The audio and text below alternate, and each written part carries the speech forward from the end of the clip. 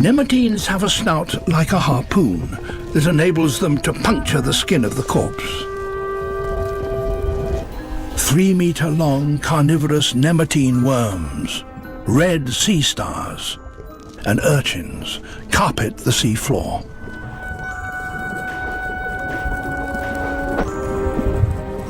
Animals are swarming here in such numbers because of this: a dead seal pup.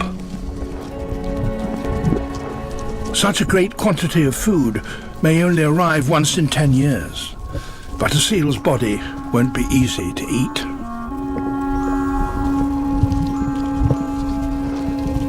Nematines have a snout like a harpoon that enables them to puncture the skin of the corpse.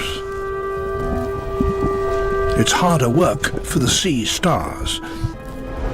As this sea star presses its stomach against the seal's skin, it secretes digestive juices that dissolve the seal's tissue. But that takes time.